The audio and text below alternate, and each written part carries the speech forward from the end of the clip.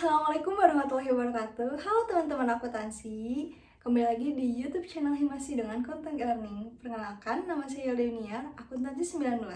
Di sini saya akan menjelaskan mengenai mata kuliah akuntansi manajemen.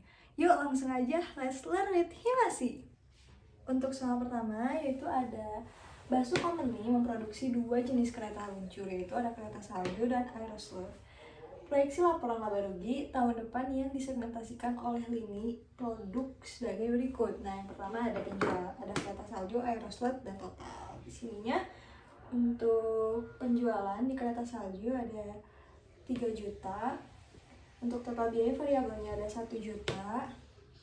Lalu dikurangi, maka hasil margin kontribusinya itu ada 2 juta. Selanjutnya ada biaya tetap langsung sebesar 778.000. Maka margin produknya yaitu 1.222.000. Selanjutnya kita ke aeroslot. Nah, aeroslot itu ada penjualannya 2.400.000. Total biaya variabelnya ada 1 juta, maka margin kontribusinya sebesar 1.400.000. Lalu ada biaya tetap langsung sebesar 650.000. Maka margin produknya itu sebesar 750.000.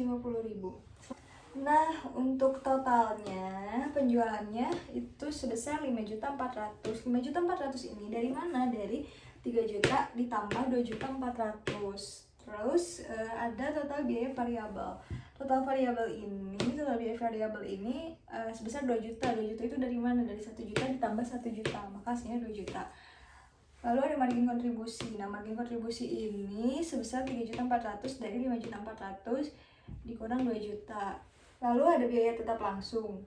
Biaya tetap langsung itu ada 1.428.000, maka hasil dari margin produknya itu ada 1.972.000. Untuk biaya tetap bersama itu ada 198.000, maka hasil dari laba operasinya itu sebesar 1.773.100. Diketahui harga jual sebesar $30 untuk kereta salju dan $60 untuk aeroslot. Maka diminta satu, hitungan jumlah unit yang harus dijual untuk setiap produk oleh Basu Company agar dapat mencapai titik impas. Nah, yang kedua, ada asumsikan bahwa manajer pemasaran mengubah bauran penjualan dari kedua produk sehingga rasionya adalah 5 kereta salju dan 3 aeroslot. Dan ulangi pertanyaan 1. Nah, untuk jawaban pertanyaan 1 itu kita buat dulu tabel seperti ini. Ada produk, harga jual per paket, biaya variabel per unit, margin kontribusi per unit, bauran penjualan per paket, dan margin kontribusi. Nah, yang pertama ada kereta salju. Untuk harga jual per paket dan margin kontribusi per unit ini udah ada di dalam soal, kita tinggal masukin aja. Nah, kita cari dulu biaya variabel per unitnya. 10 ini dari mana? Dari 30 dikurangi 20, maka hasilnya $10. Lalu untuk cari margin kontribusi ini sebesar 100 ini kita cari dari 30 dikali 5 dikurangi 10 dikali 5, maka hasilnya 100. Lalu kita ke aeroslot. Aeroslot itu sama seperti tadi, ini $60 dan $35. Untuk biaya variabel per unitnya kita kurangi aja, $60 dikurangi $35 itu sebesar $25. Nah, untuk cari margin kontribusi sebesar ini $70, kita tinggal kalikan aja, $60 dikali 2 dikurangi $25 dikali 2, maka hasilnya $70. Lalu untuk total margin kontribusi per paketnya itu sebesar $170.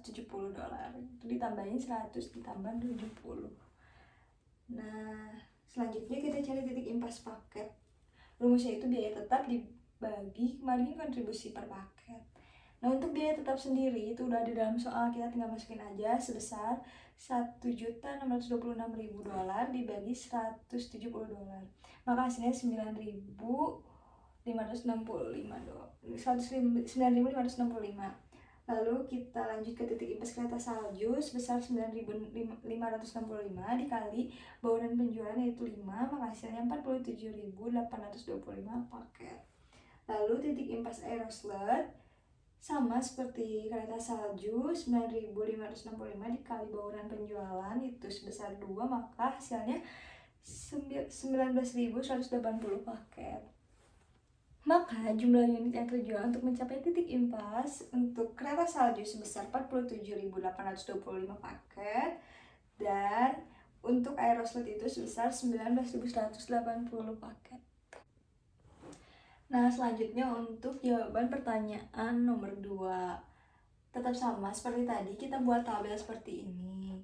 Namun untuk bauran penjualannya, untuk kereta salju 5 dan Aeroslot 3. Nah, untuk yang kereta salju tetap margin kontribusinya 100, namun Aeroslot 105 karena bauran penjualannya 3. Rumusnya tetap sama seperti tadi.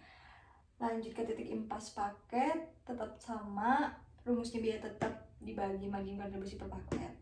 Nah, ininya tetap sama, cuma diganti margin kontribusi per paketnya doang sebesar 205, maka hasilnya itu 7.932. Lanjut ke titik impas kereta salju, yaitu 7.932 dikali bauran penjualannya 5, maka hasilnya 39.660 unit paket. Dan titik impas Aeroslot itu 7.932 dikali bauran penjualannya 3, maka hasilnya 23.796 paket. Jadi jumlah unit yang terjual untuk mencapai titik impas untuk kereta salju sebesar 39.660 paket, dan untuk Aeroslot itu 23.796 paket. Nah, untuk soal yang kedua yaitu Liani Company memproduksi lampu dengan biaya per unit sebagai berikut.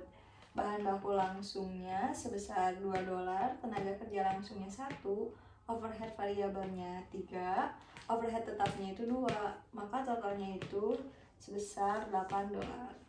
Nah, kapasitas produk sebesar 300.000 unit per tahun. Karena keadaan pasar suram, perusahaan hanya memproduksi 18.000 di tahun depan. Lalu biaya penjualan tetap sebesar 500.000 per tahun dan biaya variabelnya sebesar $1 per unit yang terjual. Lampu dijual sebesar $12.000 per unit. Seorang pelanggan membeli 100.000 lampu dengan harga $7 per unit, lalu menawarkan untuk membayar seluruh biaya transportasi. Karena tidak ada komisi penjualan dalam penawaran ini, maka tidak ada biaya penjualan variabel. Yang ditanyakan yaitu, berdasarkan analisis kuantitatif, haruskah perusahaan menerima pesanan tersebut? Buatlah dalam sebuah tabel. Selanjutnya, ini ada jawaban soal nomor 2. Dalam soal ini, perusahaan memiliki 2 opsi, yaitu menerima atau menolak. Berikut analisis kuantitatifnya. Jadi di sini kan ada pendapatan BBL, TKL, overhead variabel, dan total keuntungan.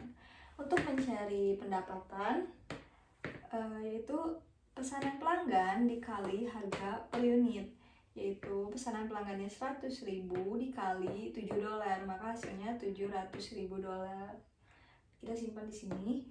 Selanjutnya bahan baku langsung, yaitu bahan baku langsung dikali pesanan pelanggan. Bahan baku langsungnya sebesar $2 dan pesanan pelanggannya 100.000. Lalu kita kalikan dan hasilnya $200.000. Kita tulis di sini. Selanjutnya tenaga kerja langsung. Tenaga kerja langsung yaitu biaya tenaga kerja langsung dikali pesanan pelanggan. Biaya tenaga kerja langsungnya sebesar $1 dikali 100.000 sama dengan hasilnya $100.000. Dan terakhir biaya overhead variabel, yaitu biaya overhead variabel per unit dikali pesanan pelanggan.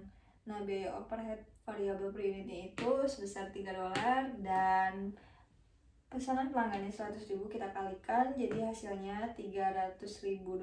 Lalu kita jumlahkan di sini dan hasilnya itu ada $100.000. Nah, kesimpulannya, perusahaan menerima pesanan ini dikarenakan meningkatkan keuntungan atau laba sebesar $100.000.